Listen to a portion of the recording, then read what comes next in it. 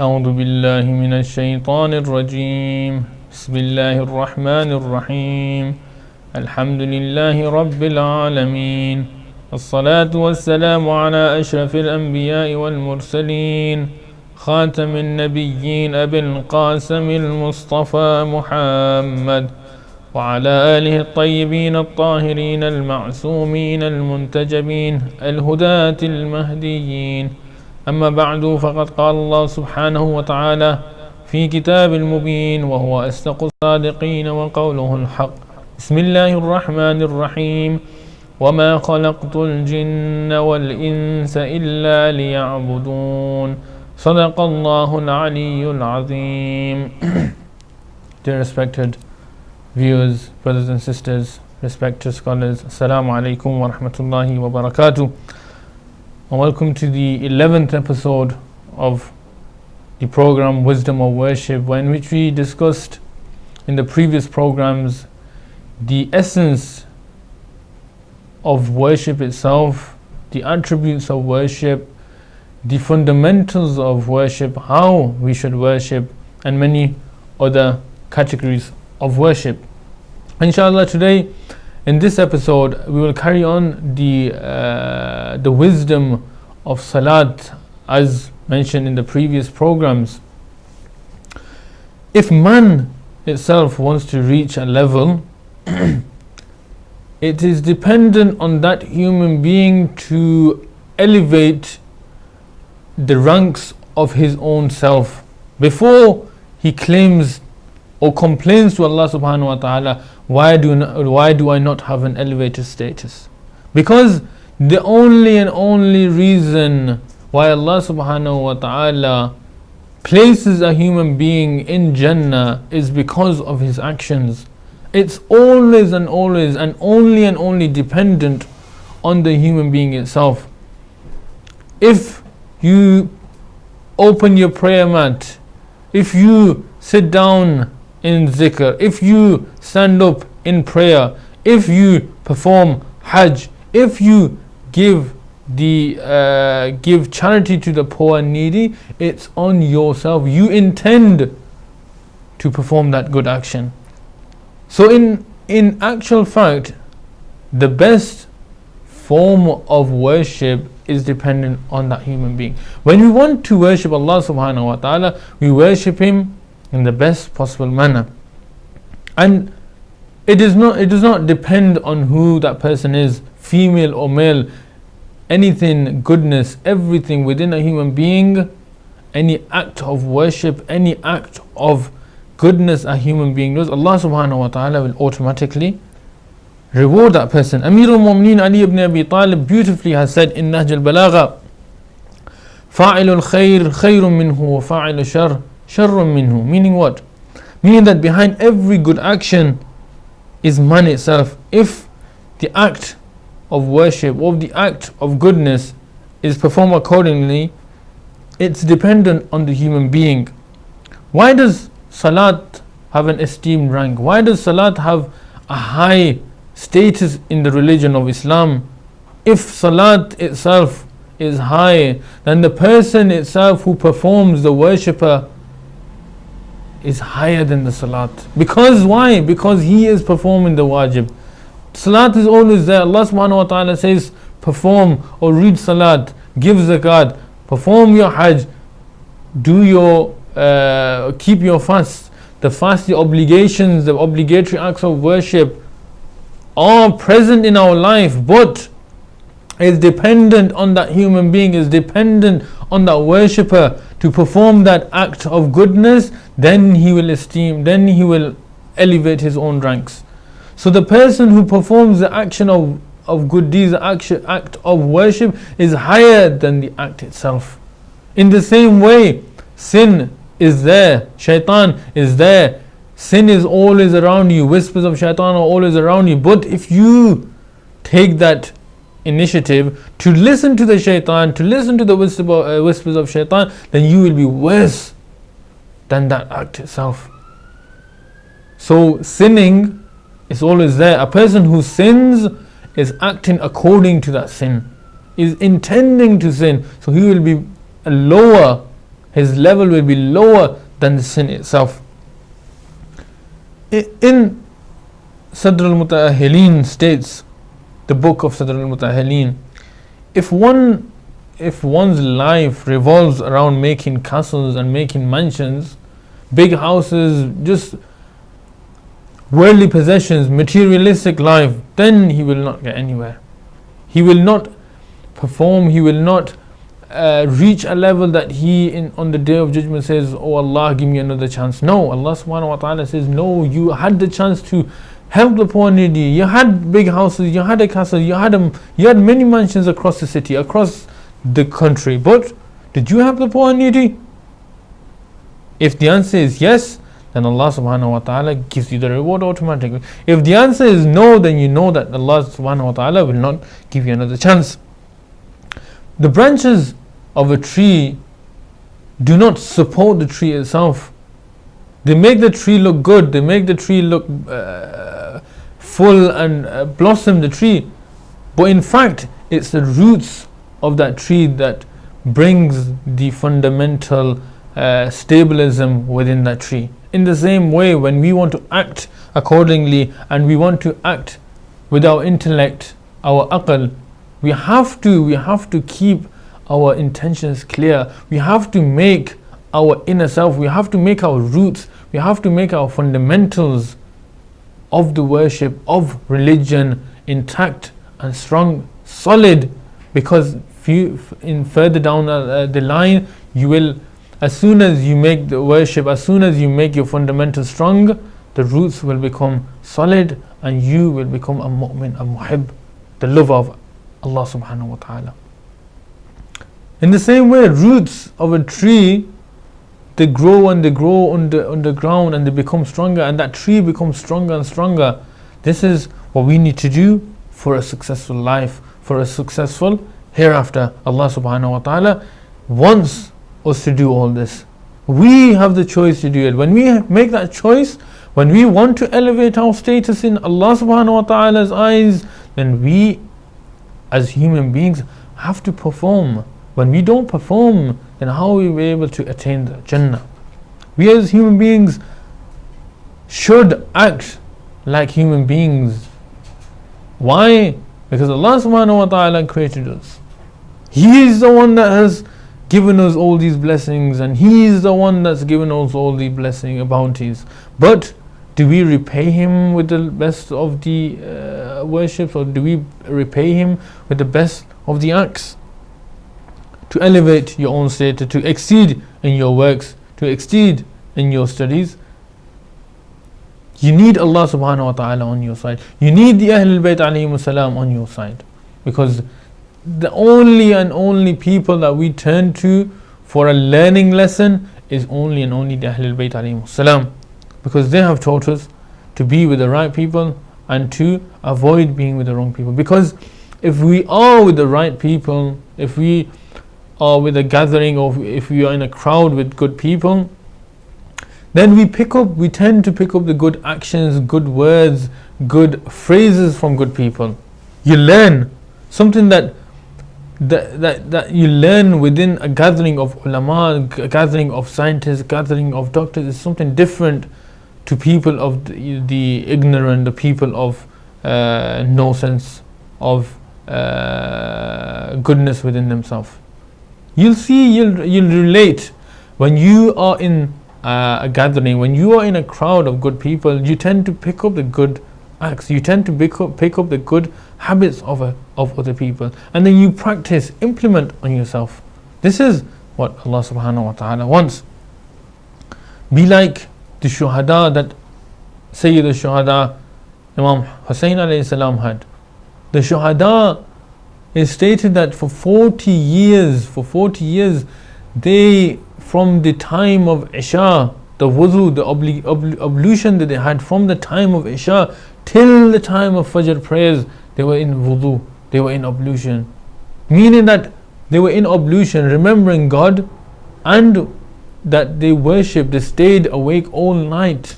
Because we know that if you sleep, and this means that your wudu is broken, your ablution is broken.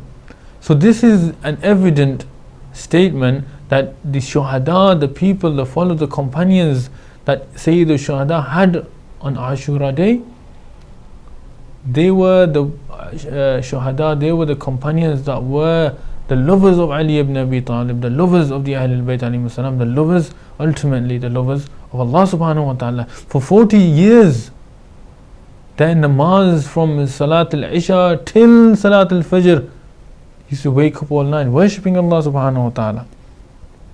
Doors of heaven, doors of goodness are always open to you. Doors of goodness are not only open in the holy month of Ramadan, no, they are open throughout your lifetime. But it is our duty to pick and to open the right doors with the right keys. We should reach the best of the best. We shouldn't lack in other ways. That's why it said in Dua Kumail, وَأَقْرَبَهُمْ مَنْزِلَةً مِنْكَ وَأَخَصِّهِمْ زُلْفَةً لَدَيْكَ, meaning that take us to a level where there is no level beyond that. We as human beings, yes, we are not masoom. There is limitations within our knowledge, there is limitations within our intellect. But take us, as Amir al-Mu'mineen Ali ibn Abi Talib gave this dua to Kumail, saying, وَأَقْرَبَهُمْ مَنْزِلَةً مِنْكَ وَأَخَصِّهِمْ زُلْفَةً لَدَيْكَ, meaning that take us to that level, take us to that limit, the end limit, that there is no limit beyond that. We shouldn't just stay, we shouldn't just worship, we shouldn't just act good just accordingly, just because of paradise, or just to stay away from hellfire. No, we should perform the actions, we should perform the obligations, the wajibat and the mustahabbat, and stay away from the muharramat, just because Allah subhanahu wa ta'ala, just because we love Allah subhanahu wa ta'ala. God would not take some people to hellfire. For example, those who are disabled, those who are ill all throughout their lives, just they can't worship, or those who are children. These are the people that Allah subhanahu wa ta'ala, the mental, these are the people that Allah subhanahu wa ta'ala will not take to hellfire, because they have no ability to worship Allah subhanahu wa ta'ala. This is not a punishment. Allah subhanahu wa ta'ala does not punish these people. We should not take it the wrong way. People who are born disabled, people who are born with a mental problem, or children that are born and they die straight away, it's not a punishment from Allah subhanahu wa ta'ala. It's the will of Allah subhanahu wa ta'ala.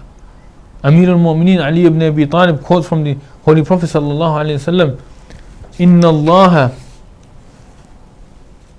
Azza wa Jal يحب معالي الأمور ويكره سفسافها, meaning that Allah subhanahu wa ta'ala likes those who think for a long time, and Allah subhanahu wa ta'ala dislikes those who perform bad acts. Sayyid al-Shuhada on the night of Ashura told or asked Abu al-Fadl Abbas to ask the enemies to give them time, to give them muhla, to give them a period, to give them a chance, not to fight that night, to fight the next day. Why? Because Imam Hussein alayhi salam says, Inni uhibbu salat, I love salat, not for staying away from the hellfire or for the love of the paradise. No, I love salat for the sake of Allah subhanahu wa ta'ala. If someone prays, fasts, performs his obligation, then is eternally alive. His life will not, his chapters of life will not close, it will carry on.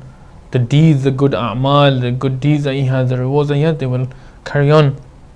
The children of Imam Sajjad alayhi salam and the children of Imam Baqir alayhi salam used to have a very precise, a very golden time to play. And that time when they used to play was the only time that they had throughout the day. And that time was only and only when the fathers used to pray in salat.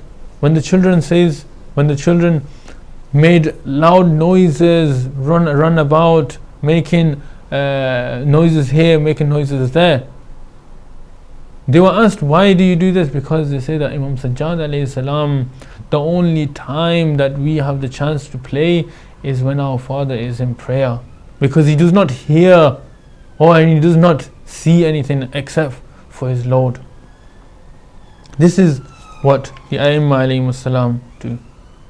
Another story quotes when one day the house of Imam Sajjad alayhi salam was burning from a point, from an area, and the people from around the house came to take out the fire. And once they took out the fire, they came to Imam Sajjad alayhi salam saying that, did you not pay attention, or did you not see, did you not notice that the house was on fire? Imam Sajjad alayhi salam replied by saying, no, I did not hear or I did not see. Because why? Because it stated that Imam Sajjad alayhi salam, whenever he prays, whenever all the A'immah alayhi salam, Imam Sajjad especially, whenever he used to pray, he did not look left or right, he did not pay attention to anything else. Loudness, noise, anything else, he did not pay attention to. They said that we were taking the fire out of the house, we were putting the fire out from your house. Imam Sajjad alayhi salam replied by saying, yes, you put the fire out of my house, but I was busy putting the fire out for my hereafter. This is what we need to do. Put our fire out for our hereafters. We are the sinful. The A'immah alayhimus salam, the Ahlul Bayt alayhimus salam, they were not sinful. They just wanted to show the ummah, the community, people that came after us, after them, wanted to show a learning lesson. They wanted to teach us a learning lesson. But as quoted before in the beginning of this episode, only and only dependent on that human being. Someone asked after the fire that, can people take out the fire? Can people see the fire of hell? A normal person, can people take out the fire of the hereafter? The Imam replied by saying, yes, the only and only way to take out the fire is to have certainty within himself. And that certainty wasn't from a normal being, it was from the Ahlul Bayt alayhi salam. And referring to the Quran when it says, Bismillah ar-Rahman ar-Rahim, كلا لو تعلمون علم اليقين لترون الجحيم ثم لترونها عين اليقين ثم لتسألن يومئذ عن النعيم. So you can, when you read the translation of this, you can take your own fire out. You can put water upon the fire for the hereafter.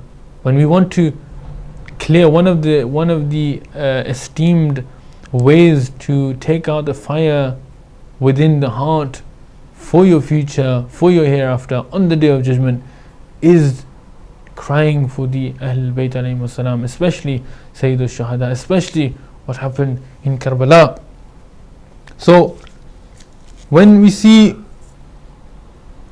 the yaqeen, when we see certainty, then we will become the lovers of Allah subhanahu wa ta'ala. We will become the muhib of Ali ibn Abi Talib. Final point that I want to mention for today is that to reach certainty, it doesn't take a ma'soom to reach certainty. No, we as human beings, the ma'soom alayhi salam, are also, they've reached certainty, yes, but we human beings can reach certainty. How? We have a great example, the companion of the Holy Prophet sallallahu alaihi wasallam, Harith bin Malik. He himself quotes that I see and hear the people of Jahannam, the people of hell, and I can see and hear the people of paradise. Why? How? You may ask, why and how? The only reason, the only result, the only conclusion that you'll get is certainty. When a human being has certainty, Harith bin Malik was not a ma'soom. He was a companion of the Holy Prophet. He was a companion, meaning that he's not ma'soom, but he can see and he can hear the people of hell, and he can hear and see the people of paradise. When we reach certainty, this is exactly what we get. This is exactly what the blessing of Allah subhanahu wa ta'ala is bestowed upon us.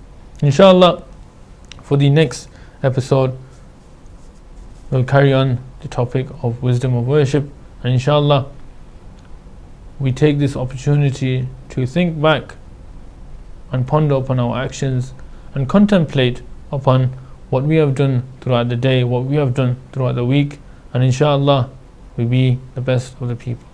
Assalamu alaikum wa rahmatullahi wa barakatuh.